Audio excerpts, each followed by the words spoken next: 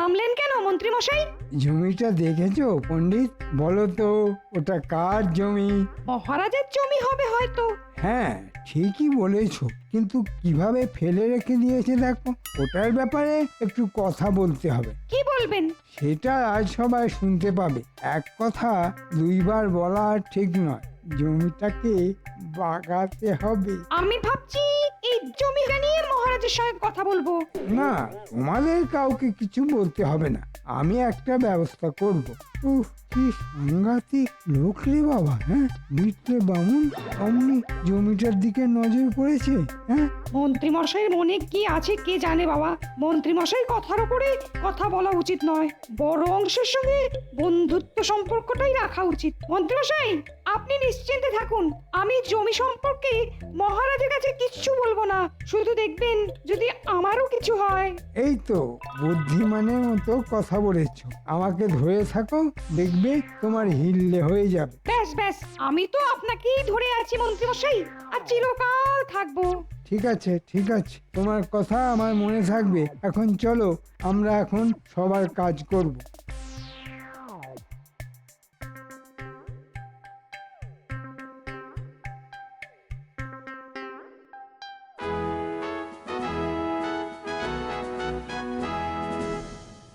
কয়েকদিন ধরে দেখছি পণ্ডিত মন্ত্রী মশাইয়ের গায়ে এঁতুলের মতো লেগে আছে। জানে না যে মন্ত্রী নিজেকে ছাড়া কাউকে ভালোবাসে না। এসো এসো মন্ত্রী। বাবা, তুমি একেবারে পণ্ডিতকে বগল দাবা করে নিয়ে চলে এসেছো। ডুগি তবলা। গোপাল, তুমি চমৎকার বলেছো। বলো বলো মন্ত্রী, সভার শুরুটা কিভাবে করব? মহারাজ, রাজপ্রাসাদে আসবার সময় আমি আপনার জমিটাকে দেখতে পেলাম। বিস্তীর্ণ জমি অনাবাদী হয়ে রয়েছে। এটা নিয়ে আপনার সঙ্গে কিছু কথা ছিল। হ্যাঁ হ্যাঁ হ্যাঁ, তুমি খুব ভালো কথা মনে করিয়েছো। মানে আমার মনে কয়েকদিন ধরে ঘুরছিল এই জমিটার কথা। ভালো করেছো মনে করিয়ে। জমিটা কাউকে দিয়ে আপনি দেখি আমার মনের কথাটাই ধরেছেন। আপনি যদি কাউকে দিয়ে জমিটাকে চাষ করান, তাহলে যা উৎপন্ন হবে তার অর্ধেক জমিটা কাউকে দিয়ে। ঠিক বলেছো মন্ত্রী, কাউকে দিয়ে চাষ করাতে হবে। মানে আমি তো আছি। না না না না না, তোমার অনেক কাজ। চাষের জমি চাষ করানোর জন্য ও গোপাল আছে। গোপাল, তোমার কাজ হলো তুমি জমিটা চাষ করো। চাহ, উস্কে গেল। মহারাজের এই গোপাল প্রেম আমার একদম সহ্য হয় না। মুখ থেকে কথা খসলো কি না খসলো, অমনি গোপালের ভাগে জমি চলে গেল। অসহ্য। তাহলে লেগে পড়ো গোপাল, কাল থেকেই লেগে পড়ো। তুমি কি চাষ করবে না চাষ করবে সে সব ব্যাপার আমি দেখতে যাবো না, শুধু অর্ধেক ভাগ দিলেই হবে। ঠিক আছে মহারাজ, আমি কাল থেকেই জমি চষা শুরু করব। উপযাজক হয়ে আমি খবর দিলাম মহারাজকে। মহারাজ পুরো জমিটা গোপালকে দিয়ে দিল। দেখি কিভাবে কাজ করে। তাহলে জমির ব্যাপারটা মিটে গেল। তা রাজসভার আর কি কাজ আছে মন্ত্রী? আহা, সেটা নিয়ে তাড়াতাড়ি আমরা রাজকার্য শুরু করি।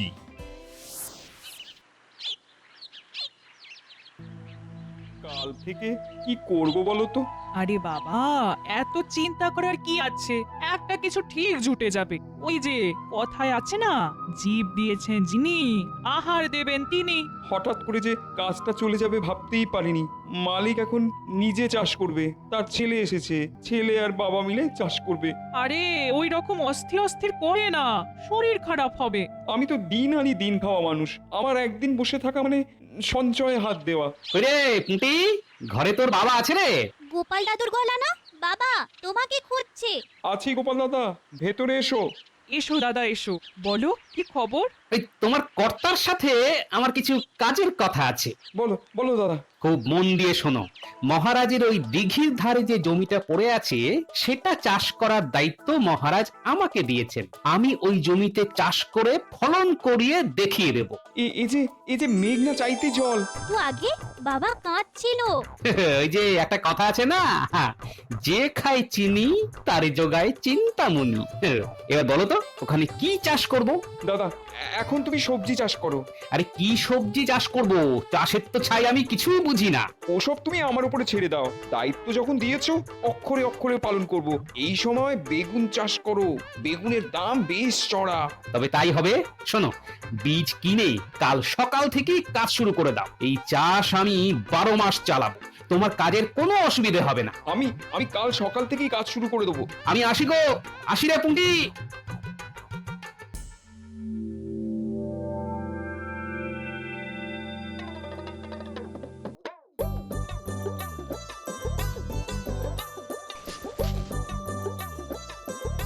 শুনছো গিন্নি? খবর আছে গো, খবর, সুখবর। খবর? বলো বলো বলো, শিগগির বলো।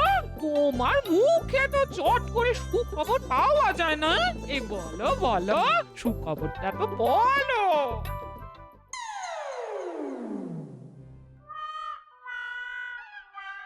কি গো, কি হলো? মুখটা এরকম প্যাঁচার মতো করে রেখেছো কেন? কি গো বলো। কি আর বলবো গিন্নি, কপাল, সবই কপাল। আবার কি হলো একটু খুলে বলো দেখি।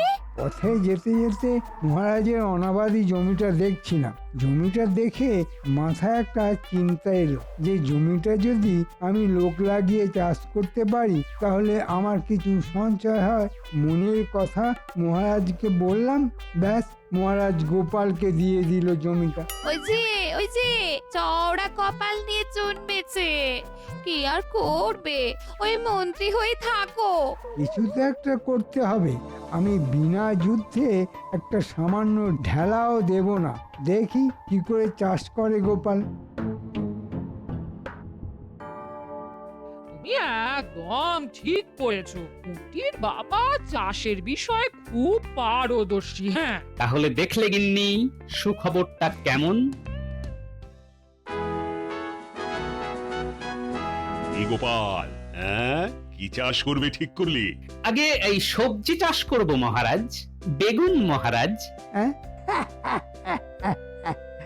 বেগুন? হাসবেন না মন্ত্রী মশাই, বেগুনের অনেক গুণ, পড়লে বুঝতে পারবেন। তা তুমি যাই চাষ করো না কেন, মুনাফা হবে তো। ওই জন্যই তো বেগুন চাষ করলাম মহারাজ। বেগুনের এখন চড়া দাম হবে। আমিও দেখবো কিভাবে গোপাল মুনাফা করতে পারে। আমিও ছেড়ে দেব না।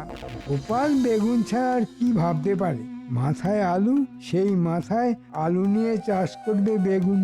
মন্ত্রী মশাই, আপনি যাই বলেন বলুন, আমি কানে দিয়েছি তুলো আর পিঠে বেঁধেছি কুলো। বেগুনের গুণ আপনাকে দেখিয়েই ছাড়বো। মহারাজ, কাল তো রবিবার, ছুটির দিন, আমি খেতে কাজ করব, আপনি আসবেন মহারাজ। অবশ্যই, অবশ্যই যাবো।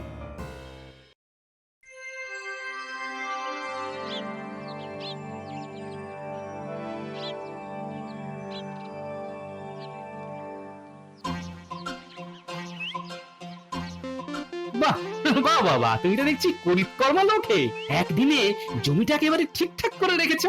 গোপাল দাদা, তুমি একটা কাজ দিয়েছো, এই অসময়ে আমাকে ঠিকঠাক করে কাজটা করে রাখতে হবে না? আজ মহারাজ দেখতে আসবেন কিরকম কাজ হচ্ছে।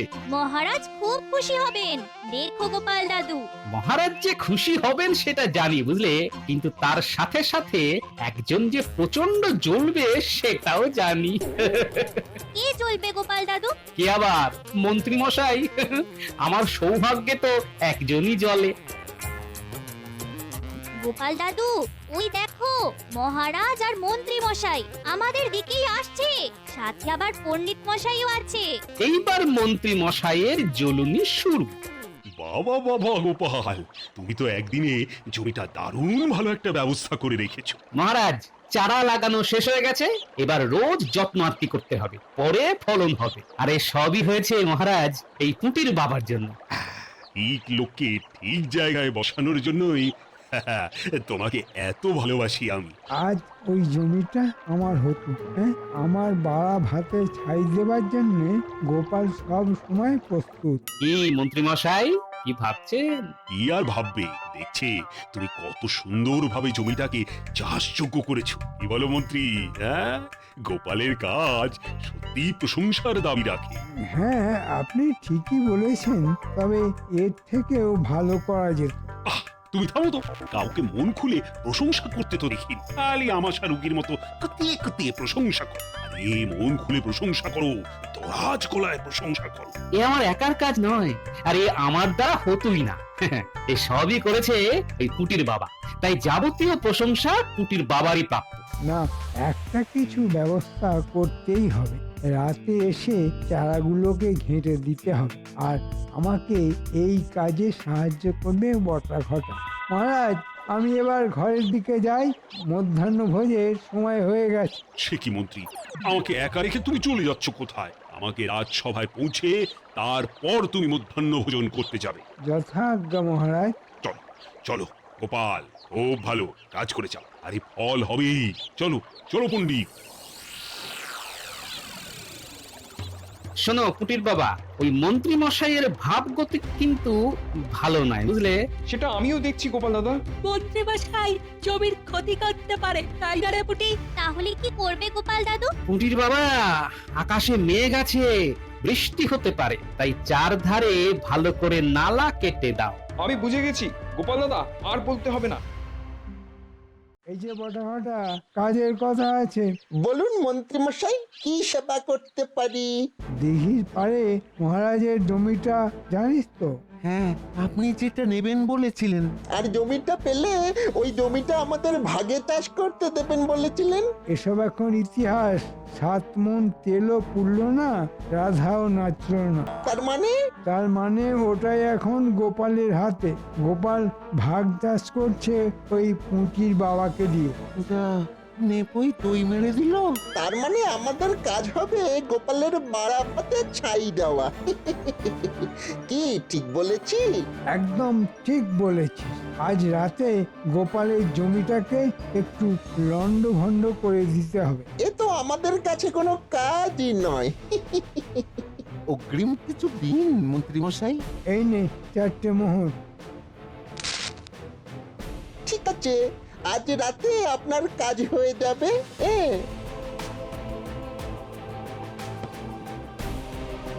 বাহ, বেশ ভালো নালা কাটা হয়েছে। এবার ভালো করে কাঁটা ঝোপ চারধারে দিয়ে দাও। গোপাল দাদু, তুমি কাদের আশা করছো? বটা আর ঘটা মন্ত্রী মশাইয়ের বিশ্বস্ত লোক। আকাশে মেঘ করেছে, বৃষ্টি আসবে, আর অন্ধকারে বটা ঘটা এলে নালায় বসে কাদা মাটি মাখবে। চল রে সবাই।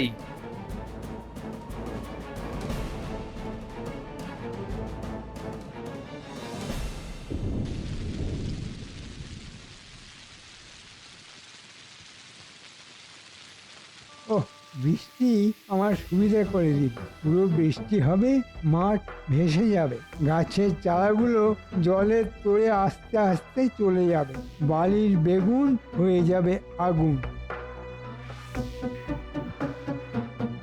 কি বিড়বিড় করছো? আমি জল ঝরা দেখছি, আকাশ থেকে জল ঝরছে। গোপালের ভাগ্যে এবার বেগুন নেই। কেন কেন? তুমি আবার কি পাকা ধানে বই দিতে গেলে? বটা আর ঘটা দুজনে আজ গোপালের ক্ষেত করবে ফর্সা, সঙ্গে সাথ দিল রাতের বর্ষা। আরে বাবা, কিরকম ছন্দ মিলিয়ে দিলাম।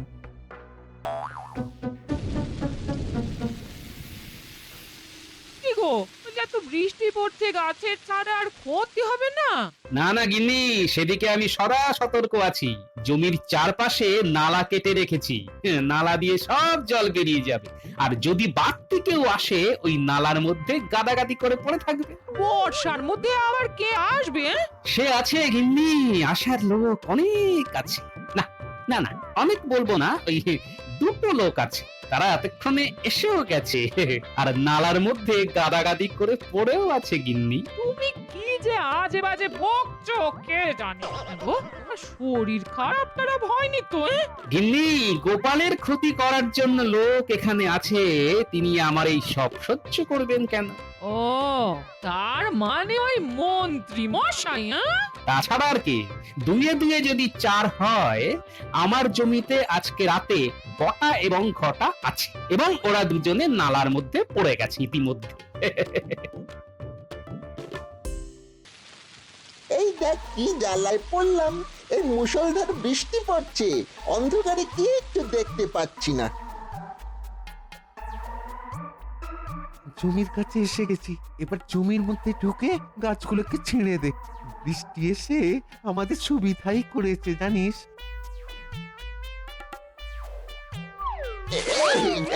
এই যে নালার মধ্যে পড়ে গেলাম, এখানে বড় নালা কাটা। ঘটা রে, আমাকে তোল, আমাকে তোল রে তোল। এই দেখো দেখো কাণ্ড, আমি নালার মধ্যে ঢুকে যাচ্ছি রে। বাবারে বাবা, আমিও তো পড়ে গেছি রে। আমার বোধহয় এই পাটা ভেঙে গেল রে। গোপাল মহা চালু লোক, বাবা ওর নালা কেটে যাচ্ছে। গোপালের বুদ্ধি মন্ত্রী মশাইয়ের থেকে অনেক বেশি। বাবারে এই বোটা, এই বোটা, আমরা ক্রমশ এই ডুবে ডুবে আমরা আর কালকের সূর্য দেখতে পাবো না রে বাবা। কাল সকালে উঠে আগে আমি যাব জমিটা দেখতে। এতক্ষণে বটা আর ঘটা জমির সর্বনাশ করে দিয়েছে। নাও গোপাল, এবার তোমার ফাটা কপাল। কি হচ্ছে বলো তো গিন্নি, কেবলই ছন্দ মিলে যাচ্ছে। তার মানে তোমার ভাগ্যে এবার সব মিলে যাবে। কি গো পুটির বাবা, এই বৃষ্টিতে চাষের কোনো ক্ষতি হবে না তো? এই বৃষ্টিটা খুব দরকার ছিল। আর চারিদিকে নালা কাটা আছে, জল জমবে না জমিতে। ভাগ্যিস গোপাল দাদা নালা কাটার কথা বলেছিল। ওটা তো বটা ঘটার জন্য বলেছিল। এক তীরে দুটো শিকার। চলো ঘুমিয়ে পড়ো, কাল খুব ভোরে জমিতে যেতে হবে। ঘুমিয়ে পড়ো গিন্নি, কাল খুব ভোরে জমিতে যেতে হবে।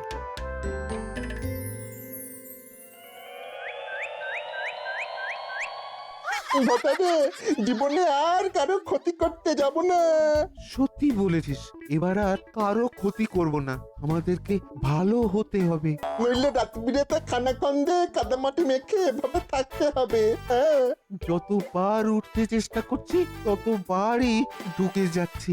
চলো দেখি আমাদের জালে কোন দুটো রাঘব বোয়াল ধরা পড়লো। আমরা এসে গেছি। ওই দেখো গোপাল দাদু, নালার মধ্যে কাদা মেখে দুটো ভূত দাঁড়িয়ে আছে। ওরে ওরা ভূত নয় রে, ওরা হচ্ছে গোভূত, বটা ভূত আর ঘটা ভূত। কি গো বটা ঘটা, আমাদের সর্বনাশ করতে এসে নিজেই বিপদে পড়ে গেছো। গোপাল দাদা আগে আমাদেরকে টেনে তোলো। না না না না না, আমরা তো তোমাদের টেনে তুলবো না, ওটা তুলবে রাজার পেয়াদা। আমি রাজা মশাইয়ের কাছে খবরটি দিতে ছুটলাম। এই আমার বানর সেনা, তোরা একটু দেখিস। তুমি কিচ্ছু চিন্তা করো না গোপাল দাদু। আমাদের হাতে তো গুলতি আছে, বেরোবার চেষ্টা করলেই মাথা একেবারে ফুটার করে দেবো।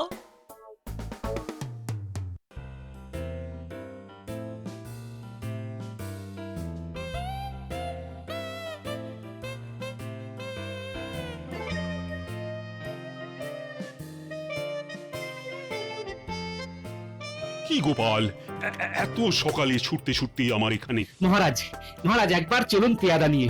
দেখুন দেখুন আমার জমির কি সর্বনাশ করতে চেয়েছিল আপনার মন্ত্রী মশাই। সে কি কি বলছো? আমি কিছু বলছি না মহারাজ, আপনাকে আপনাকে কয়েকটা জিনিস দেখাবো, তাই জন্য সকাল সকাল আপনাকে ডাকতে চলে এসেছি। চলো চলো তো গোপাল, দেখি মন্ত্রী আবার কি কাজ করলো। পেয়াদা তুমি পেছনে পেছনে এসো।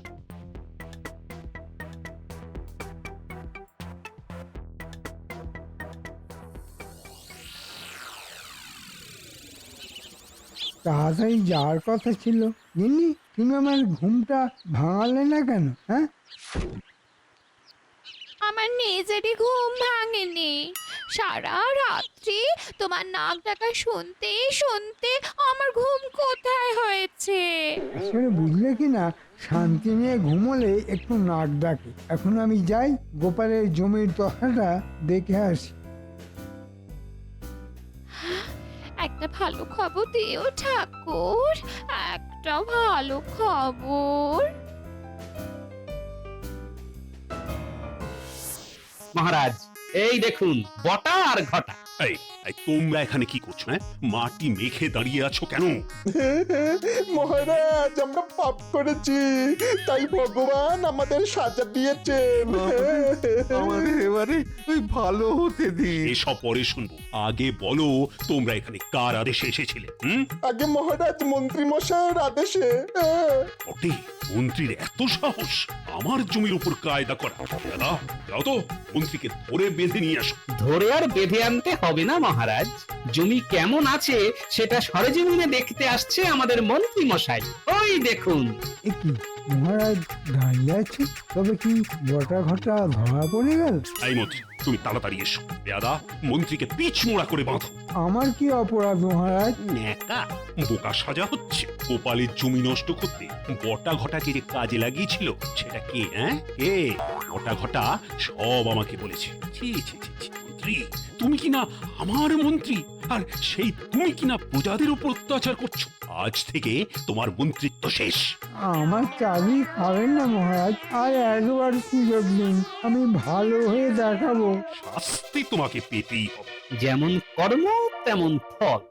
মন্ত্রী, তুমি গোপালের জমি পরিষ্কার করবে যাও।